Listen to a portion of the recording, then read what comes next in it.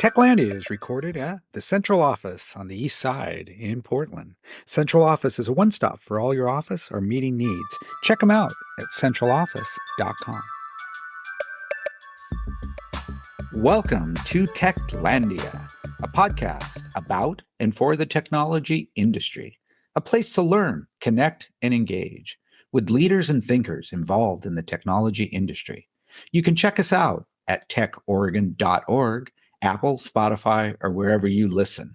Thank you for listening and enjoy the show. Welcome to the latest episode of the Techlandia podcast series. I'm Skip Newberry, President and CEO of Tau. And with us, we're pleased to have Alistair Frimin, who's the CEO of HPD Lab. Alistair, thanks for being with us. Good afternoon, Skip. Thank you so much for having me on the podcast. So, Alistair, I was wondering if you could start by sharing a little bit about your own professional journey, just by way of introduction to our audience, and also provide a little bit of a thumbnail sketch of HPD Lab. Absolutely. So I've been in and around employee engagement and leadership and development for the majority of my career, whether it's been across hotels or a company called General Electric, Johnson & Johnson, Limited Brands, NTT Data.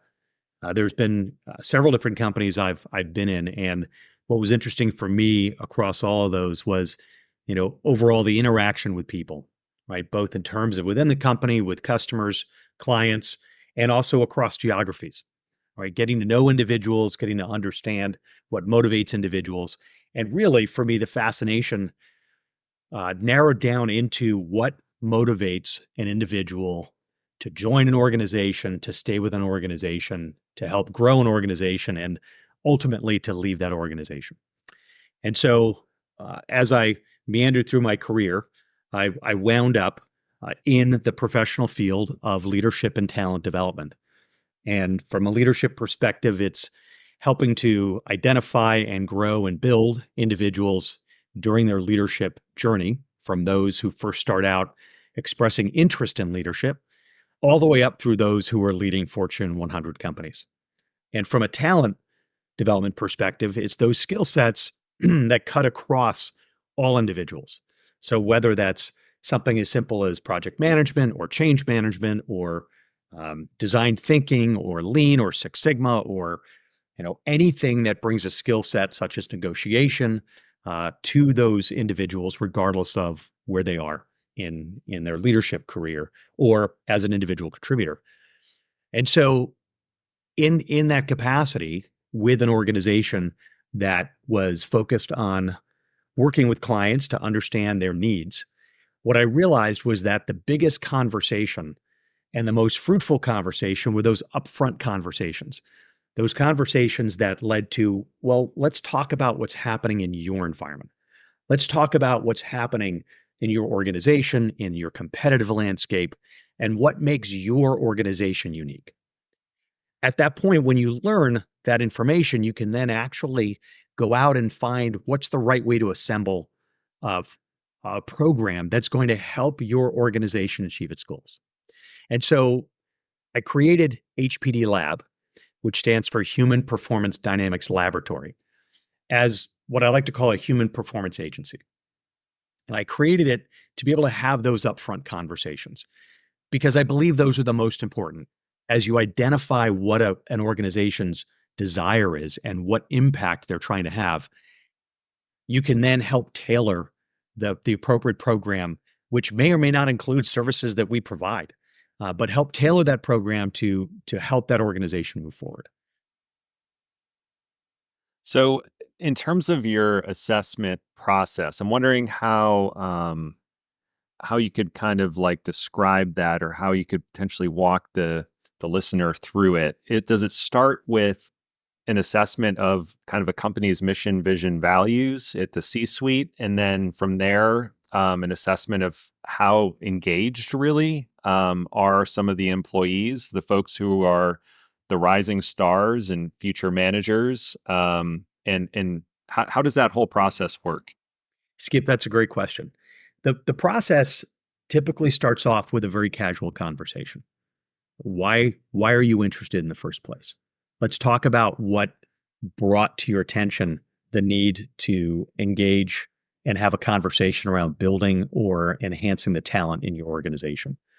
So, C-suite's a great place to start, but many organizations are large and have various functional units. So it can absolutely start at a divisional level. It can start, frankly, at a team level, as long as there is the desire and the wherewithal to move forward, right? And so the intake, if you will, is a casual conversation to understand from a potential client or partner, what is it that keeps you awake at night? What concerns do you have? What's happening in your environment? And what, if anything, is your desired outcome?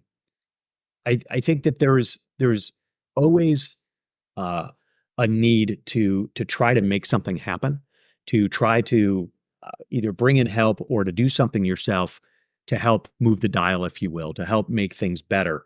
The question I have, and really what I'm trying to understand and ascertain, is what is the commitment? What is the commitment on the part of the individual who I'm speaking with?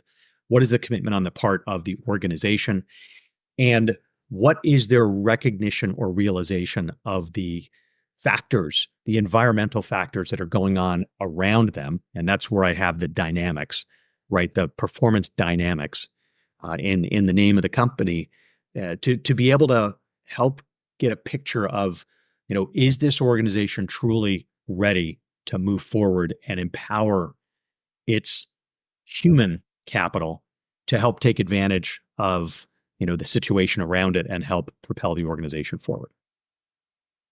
So how, I'm wondering, do you actually measure like change at a company, right? So a lot of this work involves kind of moving from point A to point B. So is there like a benchmarking that happens first once a company expresses a willingness and a desire to do right by its people and to engage in this process? Do you do like benchmarking, and then from there, how do you measure whether success or improvement is achieved at the team level? Great question, Skip. I like to use the term impact. Right? So what is the impact that an organization is trying to achieve? And that impact can have many different types of measurements, right? It could be a sales impact, it could be a profitability impact. What I like to do is, and I'm biased in terms of focusing on the human impact. What a lot of folks don't understand, because they don't think their employees are in this space. But one of the latest polls that came out by Gallup in May shows that half of U.S. employees are watching or actively seeking a new job, right? And that's outside of the organization they're in. And for me, your human capital, especially in this age of AI, robotics, automation, right? It's your human capital and how they not only take advantage of those tools, but use them to the benefit of the organization is what's most critical. And if half of your talent is looking to leave, either actively or passively, to me, that's probably the number one metric. Now, that doesn't mean turnover is bad. For example, it can be a good time for some folks to say, look, I just need something different, or, I want to try something else, or I'm not going to advance here because there just isn't room for advancement. But by and large, the majority of that turnover is what we call involuntary turnover, right? So that turnover where it's not the organization that wants those folks to leave. It's the individual saying, I am leaving this organization, right? So for me, those are the metrics I would normally key in on. But given my background and what I've done from a performance perspective, absolutely, you need to triangulate that and also look at, what are the hard benefits to an organization, such as either, revenue or retention of clients or profits and things like that. So it is part of that conversation, Skip, that you have or I have with a client to understand, what is important to them, what's the impact that they're trying to deliver and trying to move forward. Do you see in your work sort of a range of, on the low end, here's the size of company that is probably as small as it could be and still get value out of this process? And then is there kind of an upper bound, or does that not really apply? Is it, no matter how small, no matter how large, it's largely the same metrics, the same evaluation process? No, it absolutely makes a difference as to the size of the organization, Skip. We have worked with organizations exclusively. What I mean by that is captive. So the programs are captive to the talent within that organization, as small as probably about 30. And the reason why I bring that up is that's been typically where you'll have anywhere from 8 to 12 individuals, either in leadership or in an individual contributor role who has significant influence. And what we do is we bring the team together and we'll run them through a series of modules or a series of exercises to help them not only learn new skills, but to also gel as a team. And so that's typically where we'll go with a small organization. And in that sense, it's really about teamwork. It's about alignment. It's about making sure that this leadership team is walking the talk as they're informing their employees or their stakeholders. This is what our culture is. Okay, so let's make sure you actually demonstrate those same values and those cultures and in unity as a team in the same way. And so those measurements will be somewhat different, or that impact will be different at a smaller level versus a much larger entity. For example, we've worked with a client who's on 3 continents, who has upwards of 100,000 employees, and it's a very different structure at that point. You're developing a program, and you're building out a capability within a client to be able to deploy some consistency and some skill sets broad-based across an organization and be able to help them understand, how is it taking root, and is it continuing after, whatever program we put together. Because when I talk about impact should not be a short-term impact. It should be able to be sustained over time. So, about how much of a time commitment is involved on the part of, say, a cohort of managers, rising leaders, a leadership team that participates in the program? Yeah. So ideally, a good program will, obviously after a conversation with a client to understand what they're trying to do, a good program in order to build cohesion within a leadership team would probably be anywhere from 4 to 5 modules, probably about 90 minutes, maybe 2 hours at most, in a virtual setting, and over a period of several months, right? So there's gaps in between, and then some reinforcement in between those. So whether it's some takeaway work, some follow-on coaching sessions, et cetera. So that's really how we try to get engaged with many clients. And a lot of times right now, and this has certainly been impacted by the COVID year, Skip, there's a very heavy trend towards online synchronous learning. So everyone gets on, whether it's a Zoom or Teams, whatever it happens to be, and gets together because it's more efficient that way, as many times people are not all in the same space, and they'll jump on. And so the commitment will be for 3, 4, or 5 modules. Now, having said that, we just did a negotiation training with a global procurement team who actually used this as a team building exercise and brought their global team together. And they picked a city in the United States, brought their global team together for a 2 half-day session, so an afternoon and a morning, around negotiation skills and introduction to negotiation. And so many times what clients will talk about is, okay, how do we utilize a gathering of a group in person to elevate the team experience? So not only is it the education and the learning of a new skill set, but it's also that camaraderie and that face-to-face learning that helps to even further propel that team's cohesion, right? So having said that, we also have programs that are, like a corporate university would have, where they are significant, ongoing 6, 7, 8 month programs that are really diving deep into, whether it's strategic leadership or, leadership for change. That is designed. It's I don't want to call it off the shelf material, but it's fairly well developed already. But what we do is with a client is understand, again, what they're trying to to do and what their particular culture is, and we can interweave some of that in to make sure that it is much more tailored to that client. A lot of folks will say that, much has changed since the start of the pandemic, that, that period of time really kind of upended some established business practices. And, you stated earlier that, according to the Wall Street Journal, 50% of employees at some companies are thinking about leaving those organizations.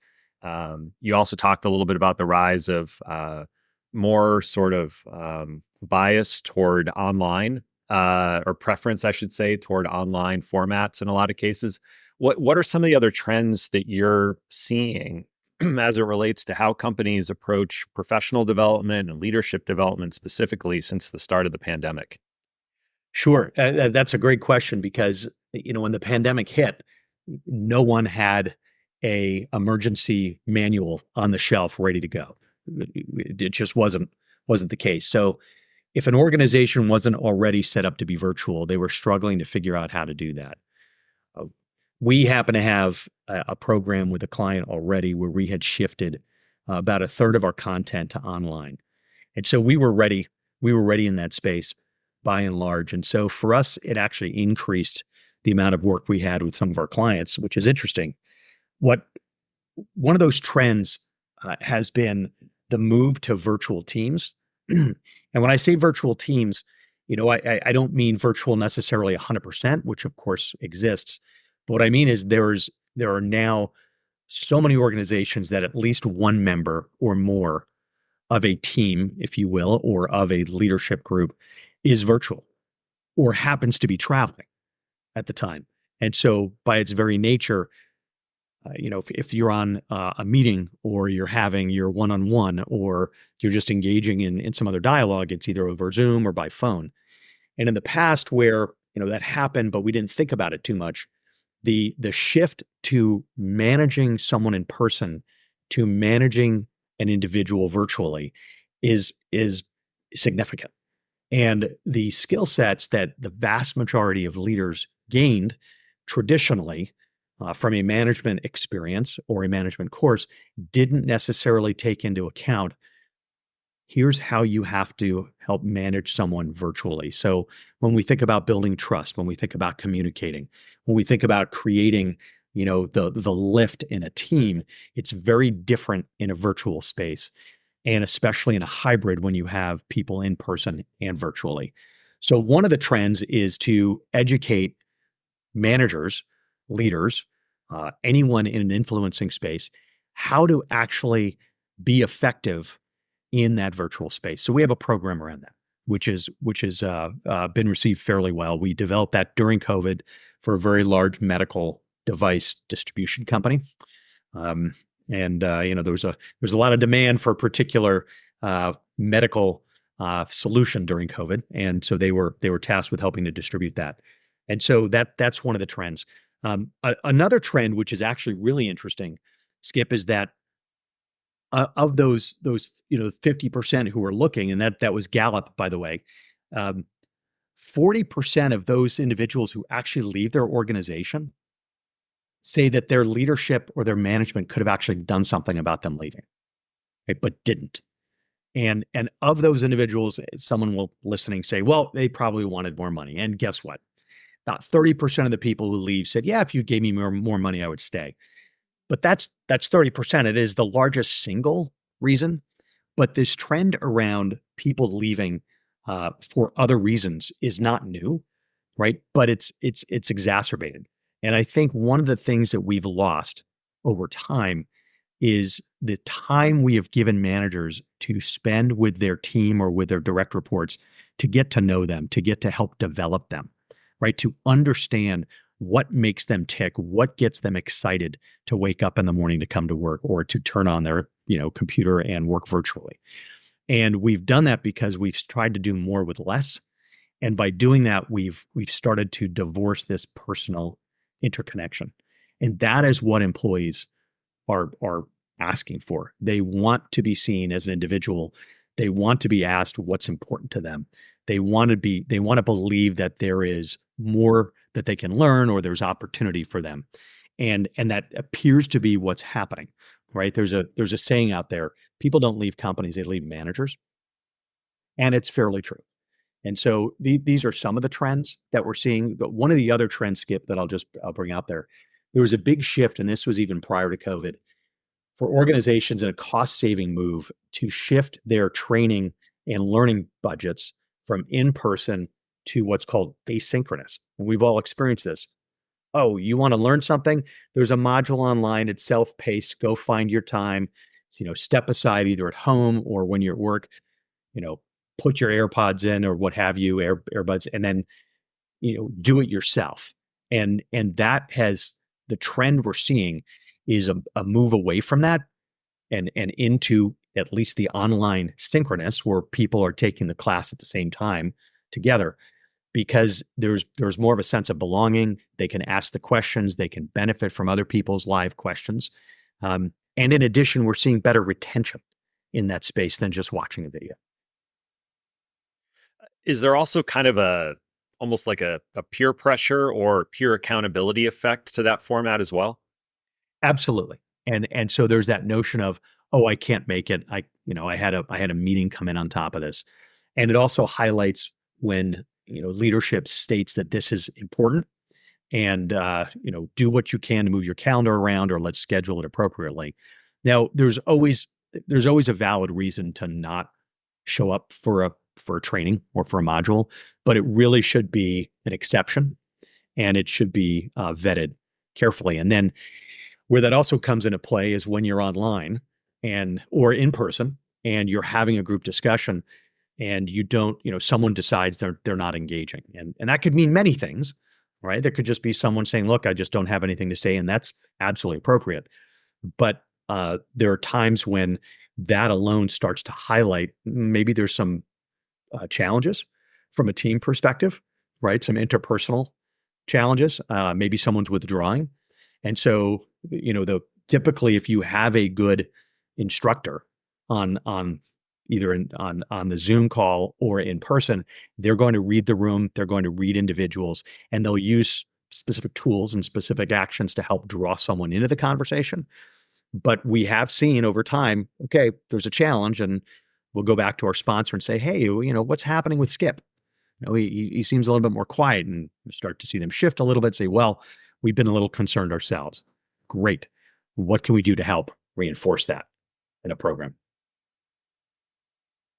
One thing that I think a lot of our CEO member companies have often talked about is the benefit to having a group of folks who are also other CEOs as a sort of unofficial advisory board or at least network of resources that they can bounce ideas off of and kind of collectively problem solve and talk through some issues that they may be facing.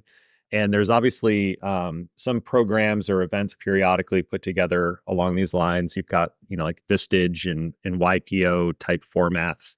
Are you starting to see, in terms of trends, a focus on some of these types of peer cohorts and seeing benefits also apply to other functional roles within companies? So, so there's no question there's a benefit to a cohort of individuals in a similar role getting together with peers who are not in the same organization.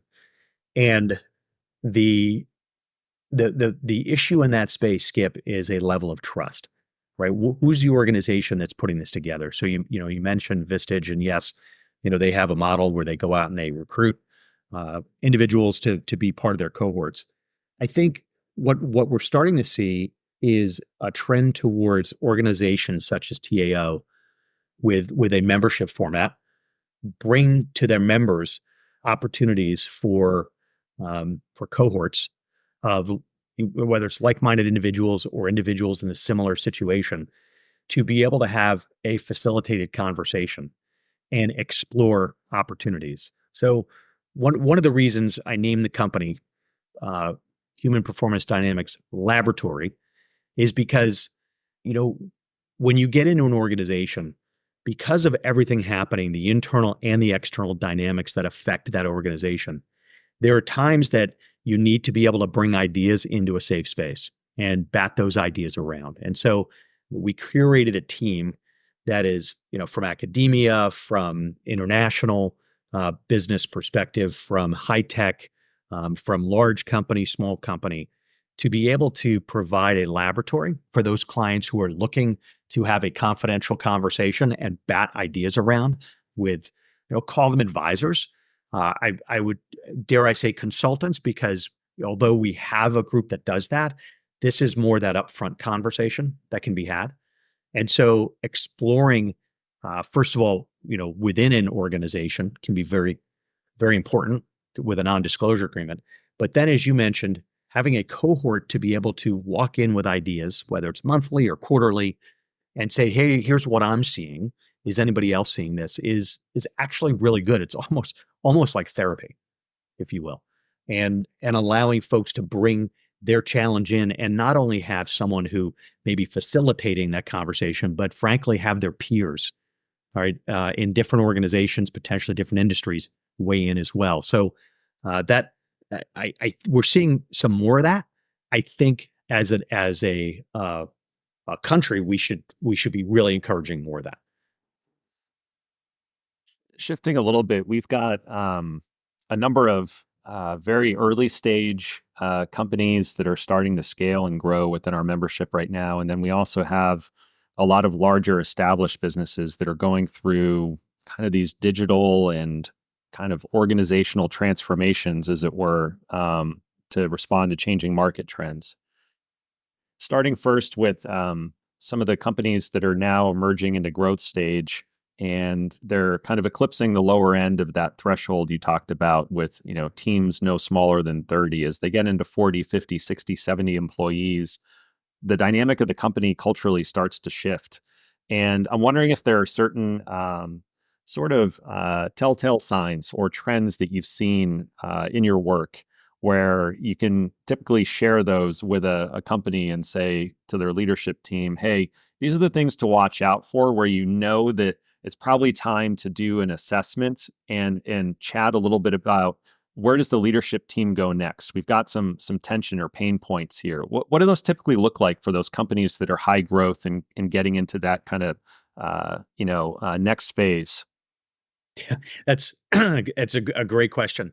So in the smaller phase, right, going backwards for a second, you have a founder or you brought in a CEO, and every time someone new comes in, you know who they are. They come in, you can say hi to them, you can greet them, you get to know them. They're playing a critical part, and you've either sourced them from a friend, or someone within the company has found somebody that they like, or you've gotten good luck right on the job boards. But there's still that human touch that you have. One of the telltale signs, Skip, is when you walk through an office, or you have a gathering, or someone's online and you have no idea how they got in the company. Right. And at that point, you should stop and say, okay, we need to evaluate where we are from a leadership perspective. Do we have the right skill sets? Do we have the right support infrastructure? As your organization is growing, it becomes much more about trust. And what I mean by that is, if people are out of sight, out of mind, or you don't have a direct ability to touch them once a week in a one-on-one, you need to be able to be certain that you can trust others in that space. And so one way to do that is ensure that individuals are skilled, that they have the right training, they have the right support infrastructure to make sure that everyone who continues to join the organization knows that they're valued, knows what is expected of them, that the infrastructure is there to support them, but that also your policies, your procedures, the way you work with everybody is consistent. And that's not to say that smaller companies don't start out with that intention. What it means is you grow bigger, it's a lot harder to maintain that, or to build that really professional base that you need to grow.